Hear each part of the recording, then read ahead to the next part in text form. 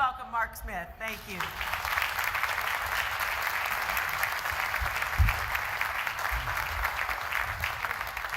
Thank you very much and good morning to everybody. Buenos días.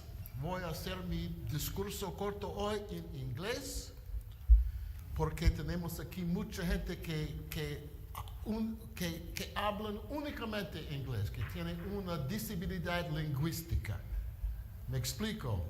No? Okay. It's really been fascinating these last couple of days, and as Kathy said, I have an unenviable task, in part because both for me and for Jim and Paul after me, I'm talking about something that you all are experts at. Now, when Chuck Todd stood here and talked about Congress, you couldn't challenge what he said. You don't know anything about Congress. And when the kid yesterday was talking about design and games, you had to take what he said as gospel because you don't know jack about design and games. But everybody here is an expert on healthcare, right? And education. Because you all have either experienced it as it used to be, or as your flawed memory of it used to be, or you have strong positions about how it ought to be. So I really have an unenviable task, and I'm going to try to get through my slides quickly enough to have some back and forth. And I guarantee, first, that I'm glad to leave you slides, so you need not try to write down numbers. There are only two things that you need to write down, and I will let you know when those times come, and give you enough notice that you can be prepared to the extent that you'd like to. An old teacher of mine, if we could put the slides up, an old teacher of mine once said, we're way at the beginning, there, that when you're talking to a group of people, you should tell them what you're going to tell them, and then you tell them, and then you tell them what you told them. So this is the part where I tell you what I'm going to tell you. I have essentially four parts to my talk. First is to talk about what healthcare is. Second, I'd like to talk about cost, complexity, and reform. Both the healthcare reform that you read about in the paper and hear on cable news, and the reform that's actually going on in healthcare every day. Third, I'd like to offer you some idea of seven paradigm changes for how healthcare is different in the 21st century from the way it was in the 20th that all of us have come to expect. And lastly, because the theme of this conference is courageous conversations, I'd like to offer you four suggestions about courageous conversations that you can have in the months and year going forward. First, I have a couple of disclaimers. The first disclaimer is illustrated by this quote from the president, who said in July, "We face a massive crisis in this area, and in the next 2 or 3 years, unless something is done about it immediately."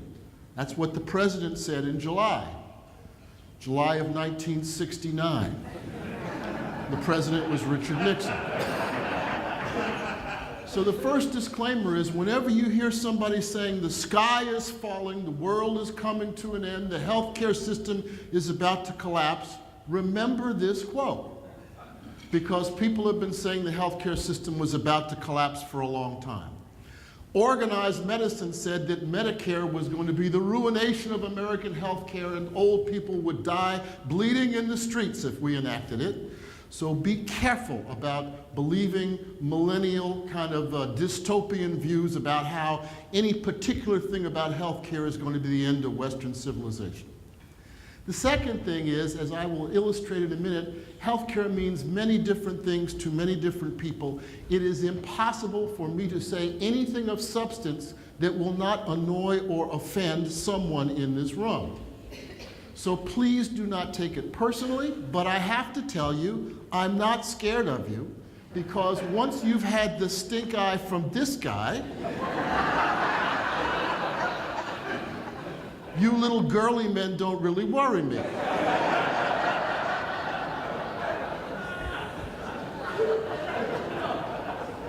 So let's talk about what we mean when we say healthcare. What is healthcare?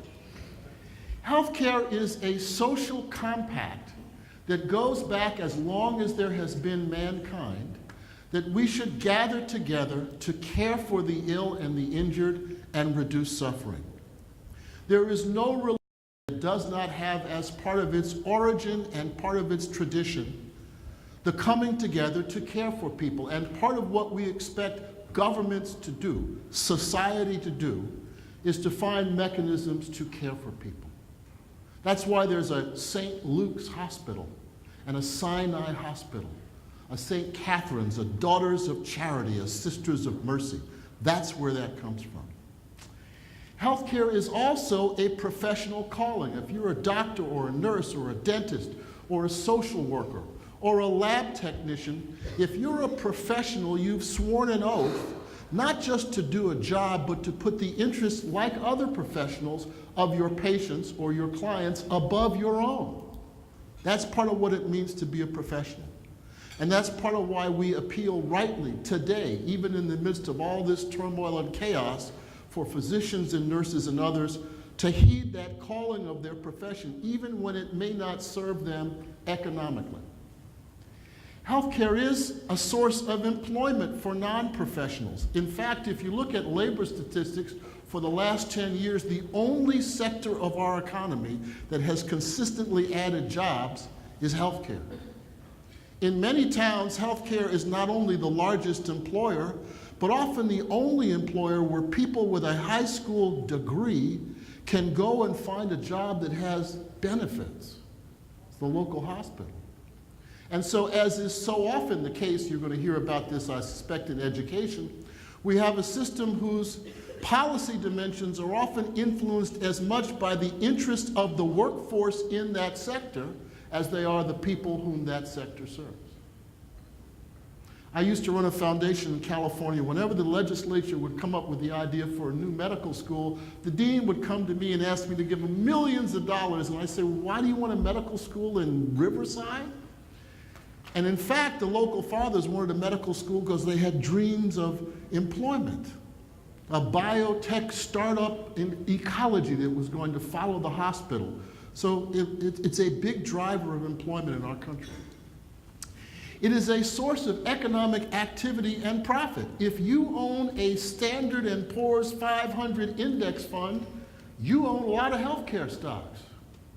It's the source of construction jobs and pharmaceutical jobs and doctor jobs and the people who make the machines and the people who build the hospitals. In fact, it's why a friend of mine says, in fact, the order that he now sees most prominently displayed in healthcare is the Sisters of Sustainable Competitive Advantage. So healthcare is about 1/7 of the economy. A lot of people making a lot of money in healthcare. It is therefore a political football. You heard from Chuck Todd, you heard from our speaker yesterday about how the Congress works. It is no surprise that it's a long-standing political football in Washington and in every state capital because it serves all these other functions. Any of you been to Japan? Any of you seen Kabuki? Basically, the discussion about healthcare in Washington is like Kabuki. It's stylized ritual where everyone has a mask on and is repeating the same moves they've made for thousands of years, going through this elaborate dance with each other. It's a political football because it's 1/7 of the economy. It accounts for lots of jobs. It's something that people feel deeply about. It is all of these things. And that's part of why healthcare is so difficult, because we have a difficult time figuring out how to frame it. Should we apply a market test or a moral test to healthcare?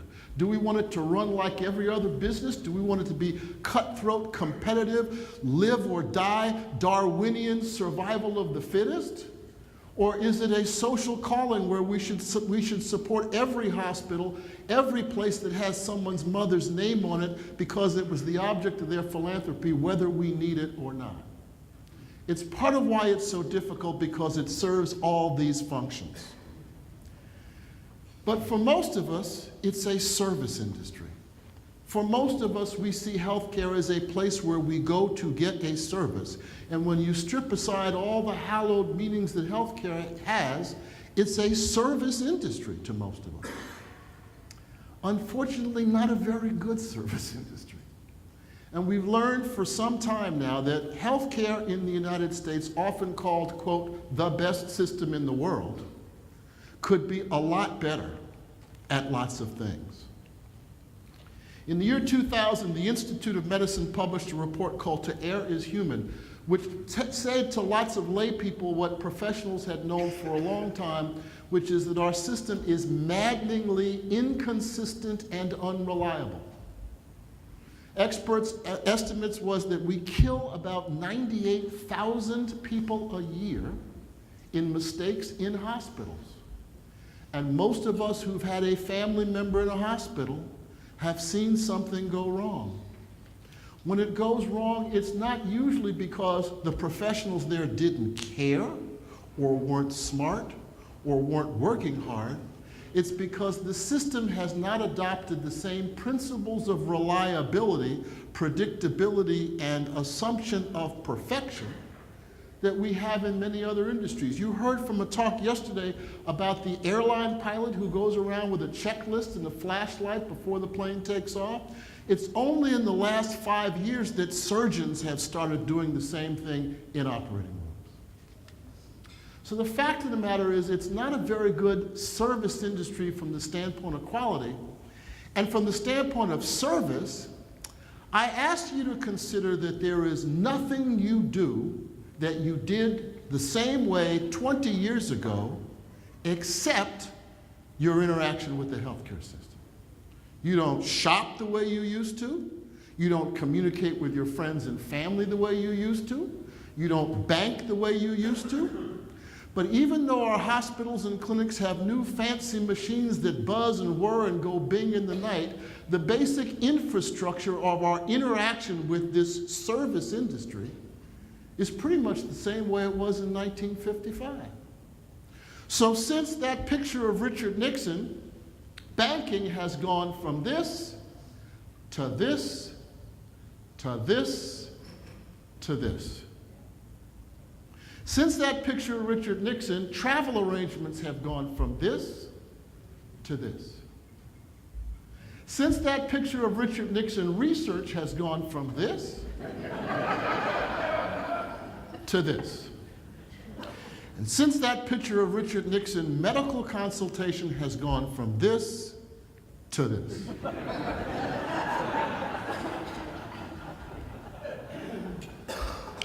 About a month ago, my wife and I were in, actually 2 months ago, we were in Cambodia. Anybody here ever been to Angkor Wat?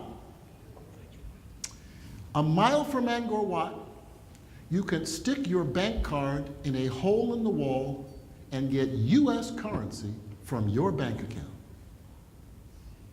I guarantee you could go to the hospital where you were born and you've been seeing the doctor twice a year for 50 years, and if you have a problem going to the ER, they'll say, "Are you on any medications? Do you have any allergies?" Like they've never seen you before.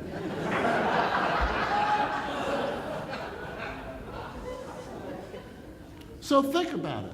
In this industry, which in some ways, in its clinical manifestation, is so highly technical, in its basic interaction with us as service people, is like something in the 1950s. When do you go to the doctor? On the doctor's schedule, right? What other service industry has institutionalized a waiting room? What other service industry says to its customers, our time is more important than your time? So in its basic infrastructure, you have this mismatch between the technical miracles we can do and the way in which the industry is organized. I was privileged to chair another committee of the Institute of Medicine. It was called Best Care at Lower Cost. Let me just tell you, aside from its chairman, its members were really smart. CEO of a health plan, CEO of a hospital, a former astronaut, a distinguished healthcare economist from the University of Chicago, a cardiovascular surgeon, a pharma executive, a nurse, an expert in consumer relations. These were, as they say, serious people. And our report concluded a couple of things that you need to know. The first is that we waste an awful lot of money in healthcare. About $760 billion a year. For those of you who think it's all fraud and defensive medicine, I'm here to tell you it's not. It's mainly unnecessary services, inefficiently delivered services, missed prevention opportunities. Our healthcare system, for all its genius, is not well or systematically organized. And here's the consequence of wasting all that money. When the Medicare program was begun in 1965, the House of Representatives projected that in 1990 it would cost $12 billion. In 1990, it actually cost $110 billion. By 2013, it cost $492 billion. Now, for those of you who believe in markets, let me tell you the reason there is a Medicare program is that by 1965, there was no market that could solve the problem of how older people could afford an insurance premium that was actuarially correct given the consumption of health care that older people have. That is why we have a Medicare program. It's not to say it couldn't be better, that it could adopt some more market principles, but that's the reason we have Medicare. And it's always amusing to see people who will show up at a town hall mad as hell with a sign saying, "I want to keep the government's hands out of my Medicare program." Excuse me?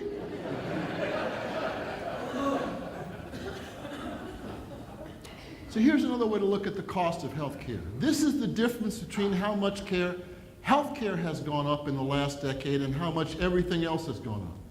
The bottom line is how much inflation has taken out of our pockets in the last decade. The top line is what health care premiums have done.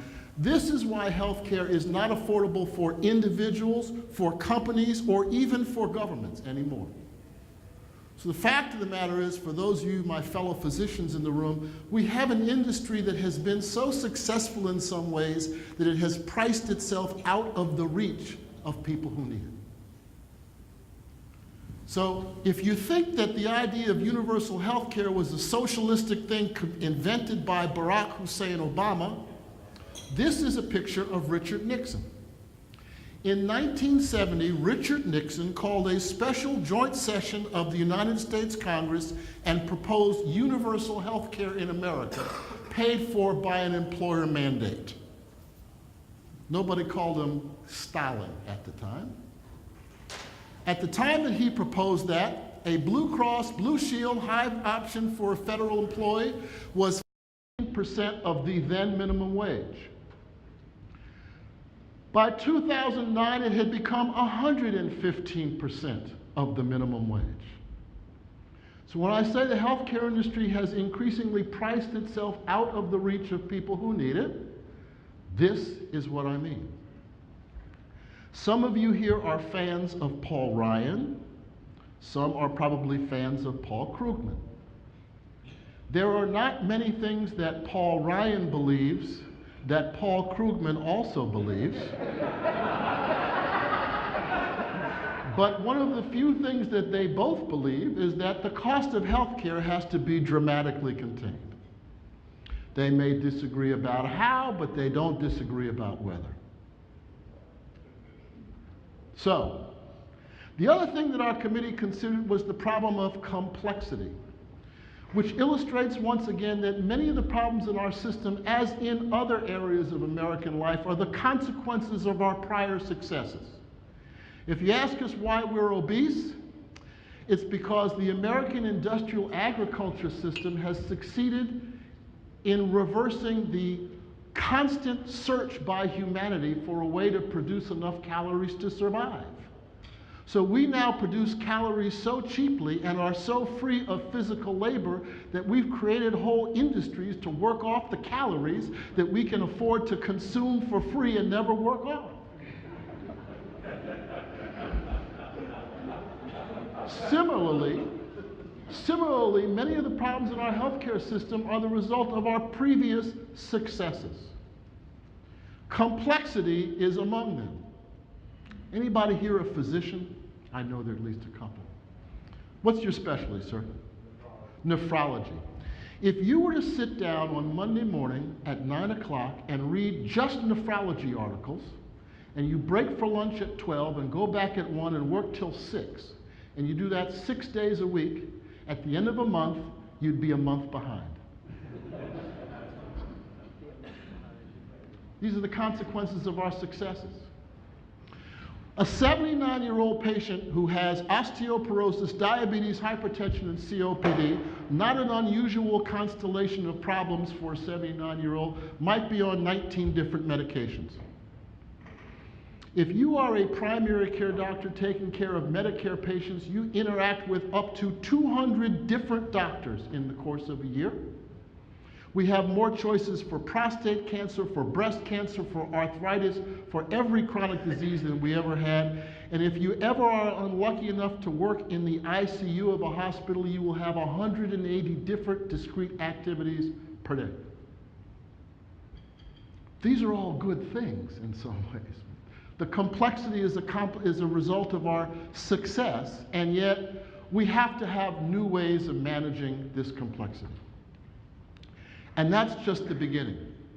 Because what's coming, when I talk about the future of healthcare, I know some of you thought I was going to talk about whiz-bang machines and pills that have cameras and fancy diodes, and yeah, there's a lot of that coming, but there's even more Buck Rogers stuff coming. There is amazing stuff coming. So if you think it's hard to manage the information now, just imagine what it will be like in 10 years. So, here's my summary of a long report with lots of serious people. The past half-century has seen unprecedented knowledge generation and technical innovation in biomedical science, and there's much more to come, but our systems for choosing, training, deploying, and paying the workforce and organizing their work have not kept up with the biomedical science. In the end, it's the biomedical science that has driven all this. We have more drugs, more procedures, more machines. And it's a good thing, but we haven't kept up with the science. So, anybody know what SOAP notes are? Do you remember SOAP notes? For those of you who are not docs, everybody his age and mine was trained with SOAP notes. Subjective, objective, assessment, and plan. That's what you wrote down when you saw a patient. The SOAP note system was created by a guy named Dr. Larry Weed, and he recently published a book with his son which has a terrific quote which summarizes this mishigas better than I could possibly do. Dr. Weed said, any system of care that depends on the personal knowledge and analytic capabilities of physicians cannot be trusted. This is the guy who taught physicians how to be physicians. So don't take it from me, take it from Larry Weed. All right, so now healthcare reform. How big a deal is it? Well, in the words of Vice President Biden, how big? Not my words, his words. Not my words, his words. And it is a big deal. The irony is that the Affordable Care Act was developed in part to reduce the variation across the country in your access to health insurance if you were poor, or if you happened to work for an employer that didn't offer health insurance. And it turns out now that depending on whether your state expands Medicaid or not, has an exchange or not, the variation is actually worse. So I live in a yes state, California. The great state of North Dakota is a yes-no state. The great state of Utah is a no-yes state. And the great states of Texas and Florida, which between them have about 60% of all the uninsured people in the country, are both hell-no states. Now, don't get me wrong. These decisions have consequences. I know we have someone in the room who runs the Volunteers in Medicine Clinic. These are people who suffer because they do not have a way to pay for their health care in a way that most people in this room don't worry about that. Don't worry about being pauperized. Don't worry about losing their life savings if they're in a car accident. So whether or not you have health insurance has real consequences, has clinical consequences, has financial consequences. And as I hope I've illustrated, through no fault of their own, we are now in a situation where the average American cannot afford the average health insurance policy. Even with insurance, this is a graph from my former colleagues at the Kaiser Family Foundation. If you have insurance through the exchange and you qualify for insurance, it is likely to be catastrophic insurance. Now, don't get me wrong, that's a good thing. It's a good thing to be covered for a catastrophic event, but it is not the same thing as paying for a visit to a doctor, paying for ampicillin if your kid needs it, paying for an ER visit. These are policies with very high deductibles. And just look at this arrow. These are people who are 100 to 250% of the federal poverty limit. That's about $58,000 for a family of four. And the left arrow here are people who have a policy with a $1,200 single or $2,400 family deductible. What this graph shows is a majority of those people don't have $2,500 in the bank. That may seem hard to believe for some people in this room, but there are a lot of American families who are working families that don't have $5 grand in the bank should they need it for what is essentially a catastrophic policy. So the problem of the affordability of health care doesn't go away even if you're covered. In addition to the reform you see in the newspaper, there's a lot of stuff going on. Everyone is now clear that costs have to be contained. And frankly, even people in the profession, people who run hospitals, doctors, health insurance companies, everybody's on board. Something's got to give. There's lots of consolidation going on. I suspect there are people here on the boards of your local hospital. If you are, you're either buying a hospital or being bought by a hospital or thinking about merging, thinking about running for cover. Everybody's trying to get bigger. It's all in the name of clinical integration, and it's mainly about market power. The bigger you are, the higher price you can charge. There's discussion about moving from volume to value. Hospitals operate on the same economic principles as hotels. They would like their beds to be full, and they would like for you to get expensive procedures or room service while you were there. You get paid every time the bed is full. If you're a doctor, you get paid when the turnstile turns, even if the turnstile need not turn. So, what are the other things that are going on? This fancy word, disintermediation of professionals. Those slides I showed you before, travel agents, tellers, librarians. There's enabling technology that allows us to do things as lay people in those fields that we used to have to pay professionals to do. And the fact is, there's the capacity to do that in much of medicine as well. And the democratization of health information. All of the people who work in this hotel now carry around with them a medical library that you and I used to have an admission card to the local medical society and would take us hours. So as in so many other fields, the internet has dramatically changed the asymmetry of access to information in healthcare as well. So what is a paradigm? A paradigm is a worldview underlying the theories and methodology of a particular scientific subject. Here is one of the two slides that you should write something down. Here are the 7 paradigms that are changing. Our healthcare system used to be focused on curative things. That is to say, for millennia, doctors would sit in their office and wait until something bad happened, and when it happened, we would try to fix it and send you back out, and then wait until something else bad happened. Because of the progress of our biomedical science, we now know the pathophysiology of disease. We know that patients who have hypertension for 30 years will have kidney failure, and so we're trying not to send them to the nephrologist when they have kidney failure. We're trying to control their hypertension so they never get to see him, or the cardiologist, or the ophthalmologist, or all the other ologists that you will wind up going to. But our ability to do that is because we now understand the progress of disease in the way that we didn't used to. That's why we control your lipids. Not because your lipids are bad for you inherently, but because if we don't control your lipids, you'll wind up in an operating room 20 years from now. Healthcare used to be provided by individual providers. How many times have you heard some politician say, this should be between you and your doctor? Bullshit. Modern medicine is a team sport. And increasingly, we will be cared for by teams with divisions of labor. It turns out nurses do a better job of educating newly diagnosed diabetics about their disease than doctors do. and they cost a lot less. And believe me, money is an object. So increasingly, all of us will get our care not from our doctor, but from a team of professionals, each of whom has a role to play. The pharmacist, trust me, understands drugs better than I do, understands interactions and complications better than I do. The pharmacist is the one you want to talk to about that. Our care used to be based on eminence. Now it's based on evidence. So we used to do things based on what the old professor taught me back in with gray hair said, or what they said if they were on the faculty of, Emory or Vanderbilt or Harvard. Now we say, you know what? Old Doc Jones told me that, but we now have 70,000 patients. And the data suggests that old Doc Jones was wrong.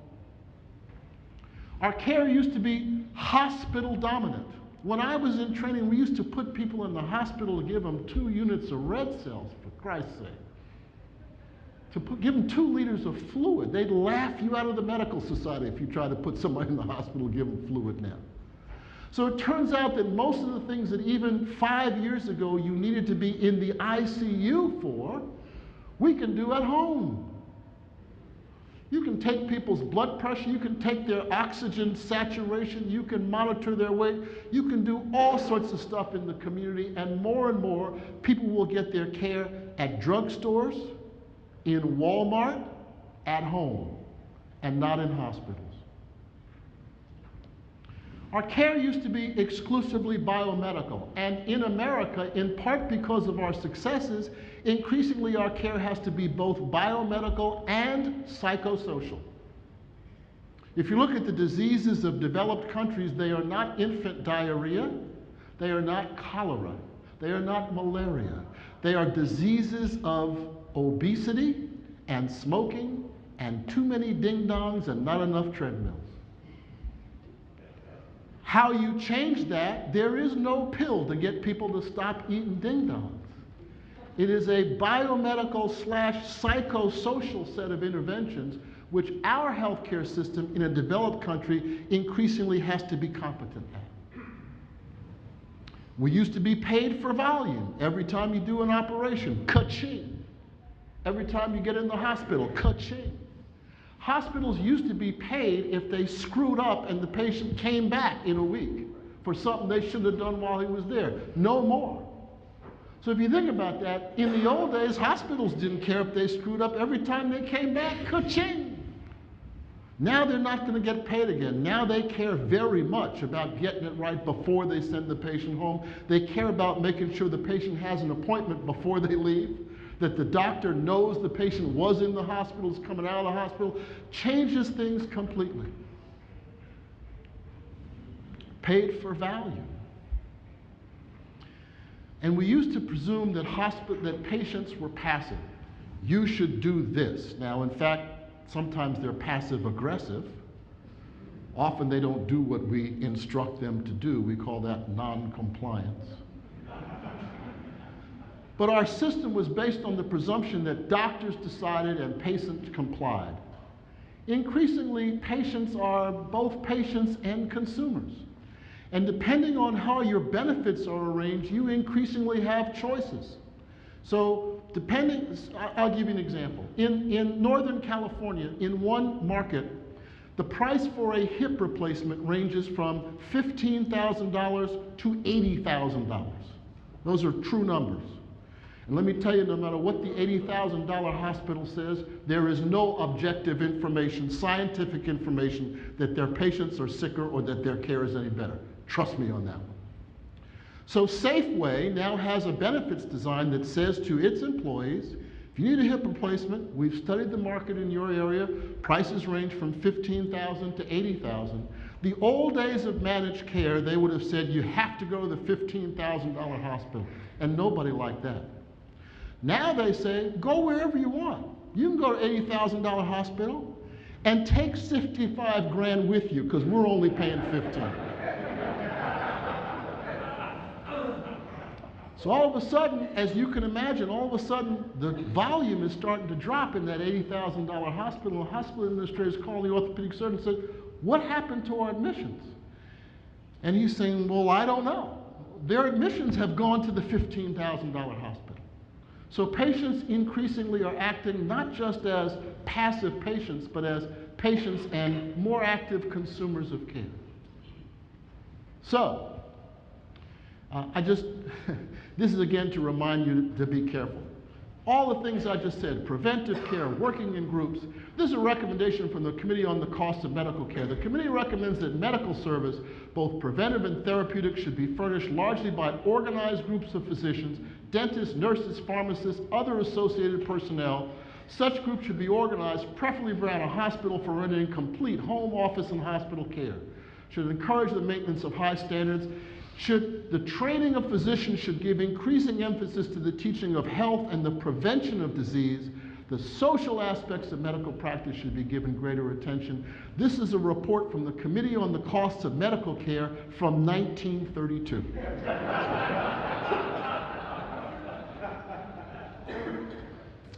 So as I said, be careful about gloom and doom prophecies. In some ways, there's nothing new about any of this. As they once said about America, we'll try. We eventually get to the right answer after we've tried everything else. This is another thing you should write down. 4 courageous conversations. First, are we going to have universal coverage of people or are we not? You all know we're the only developed country in the world that hasn't figured out some system by which everybody has some basic level of coverage against financial ruin and access to health care. Germany, France, Spain, Canada, Singapore, Taiwan, Japan, very different systems, very different histories, but they've all figured out a way. And sometimes universality, as in, for instance, mandates, is opposed by the idea that this is not freedom, that one should be free not to participate in the system. I will only say there's no such thing as universal, voluntary anything. Not taxes, not military service, nothing. So if the notion of freedom is that you should be free to abstain from this basic societal compact about how we provide some basic minimum civilized level of coverage in the richest history in the country of the world, the richest country in the history of the world, then you and I have a different notion of what freedom means. Note, however, I will say that in the couple of instances where it turns out that it was clear that having money was life or death, we've done workarounds. Some of you are old enough to remember when dialysis was invented and when having money was life and death. We didn't do a universal system, but we did a workaround. We said, okay, end-stage renal disease, we'll put you on Medicare, so we won't let you die in the streets. So we kind of evaded this issue. We did it again, frankly, with AIDS. The combination of Ryan White funding and ADAP funding, for AIDS patients, having these drugs is the difference between life and death. We couldn't get ourselves around the notion of universal care, but we did a bunch of workarounds that mean, frankly, if you have HIV in this country, you pretty much can get access to the drugs you need to survive. But what's coming is more and more instances. We can now cure hepatitis C.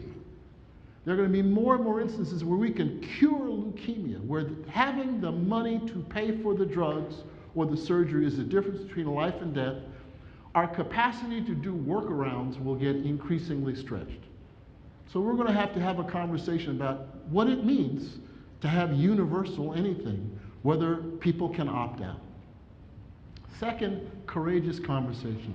What we in the business call scope of practice. That is to say, do you get to do stuff because your credential says you do it or because you can do it effectively? When I was in training, the diagnosis of strep throat, any pediatricians in the room? God love them. They're out dealing with snotty, feverish kids. When I was in training, the diagnosis of strep throat required somebody like me who'd been to school for 15 years. You had to feel the nose, look in the throat, talk to the parents, take the temperature, send something to the lab, wait for 24 hours. Now the diagnosis of strep throat can be made in 2 minutes for $2 by a high school graduate. We don't let them do that because it wouldn't be safe, right? Just like If we let librarians decide who could use Google, I'm sure none of it would be safe for us to use. So we're going to have to decide in a country where increasingly we can't afford the system we have.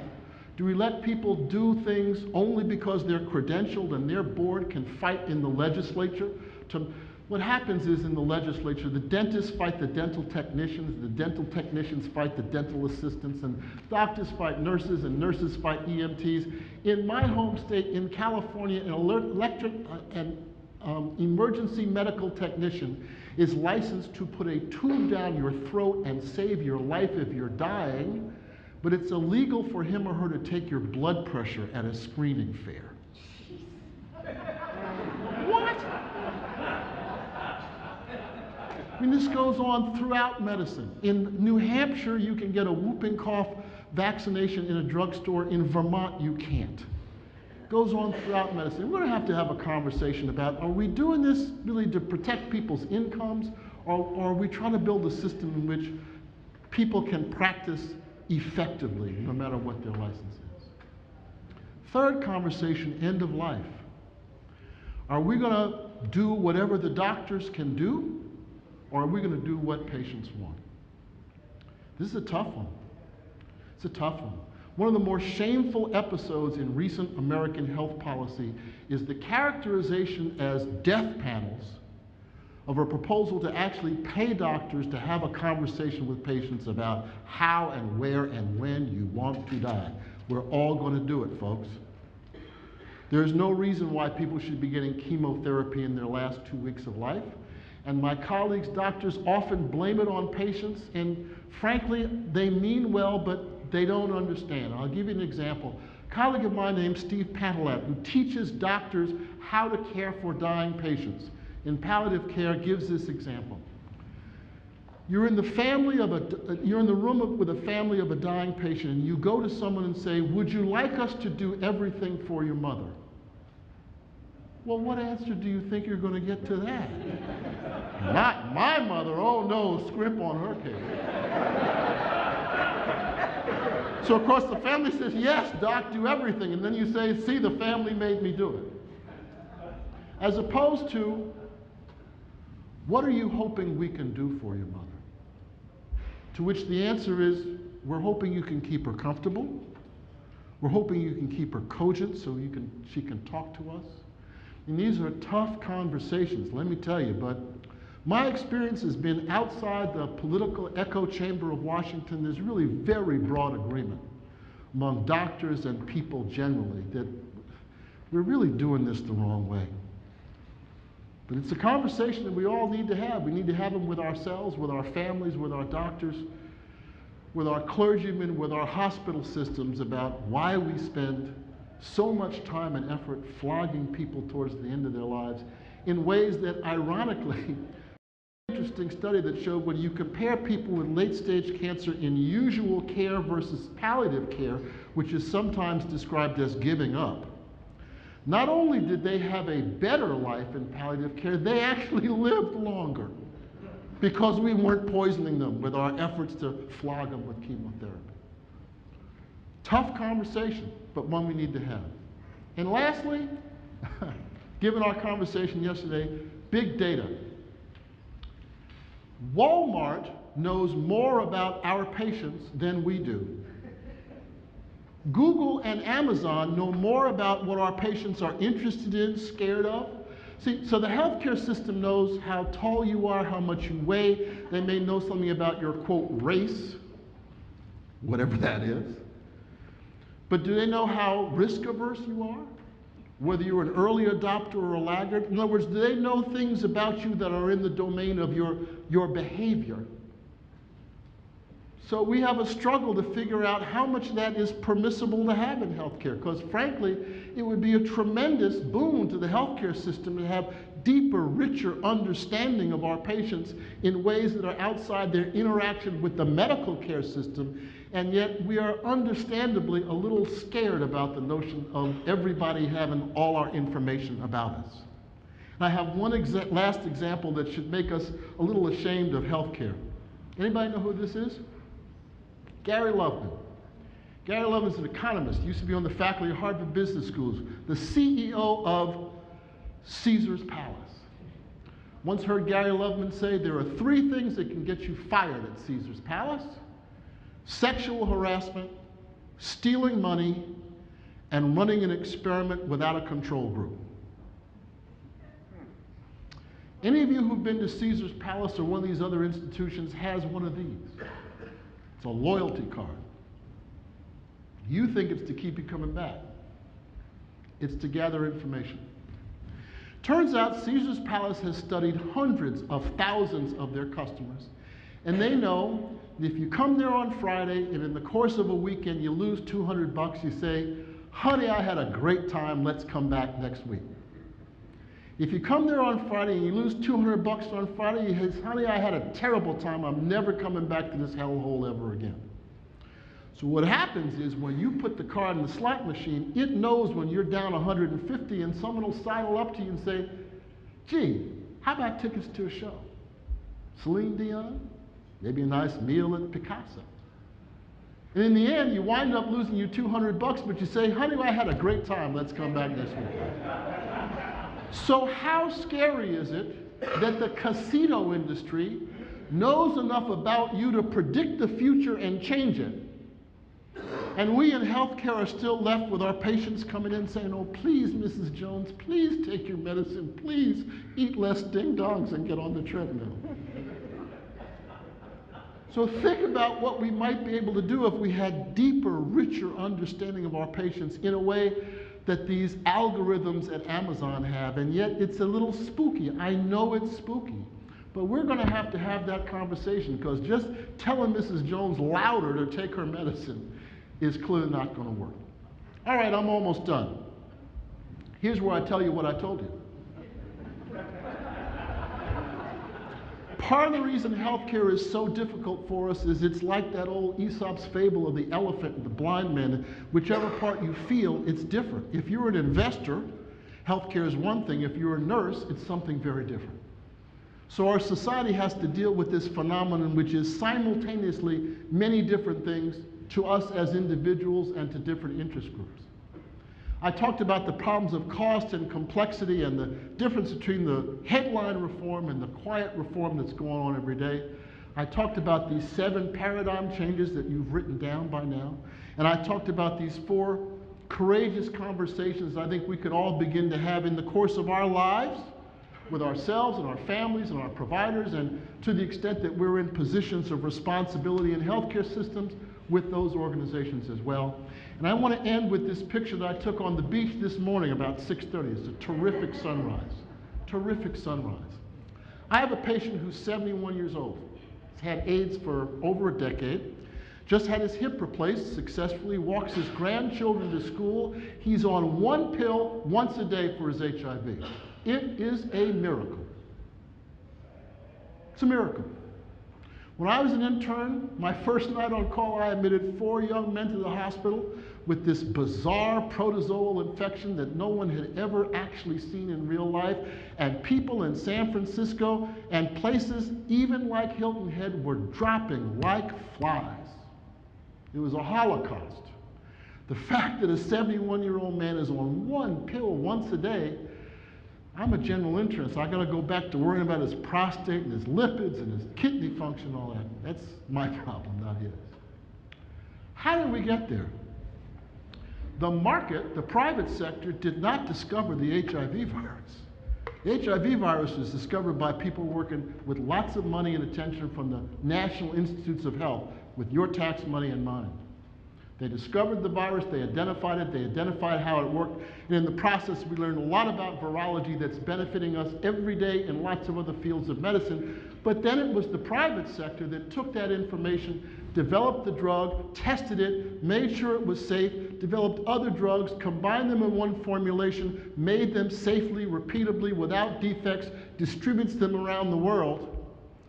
But you know what? It was then the government that took deliberate and bipartisan action to make sure that my patient could afford that drug, because the market was not going to do it for him. So that's kind of the genius of American healthcare. is the roles of both the government and the private sector. And I'm actually quite optimistic about the future because there are more miracles coming if we can only get this balance right. My patient is the beneficiary of unimaginable progress in the biomedical arena and frankly in the social arena as well. And so if that's an appetizer for next year, you're welcome to it. Thank you very much for your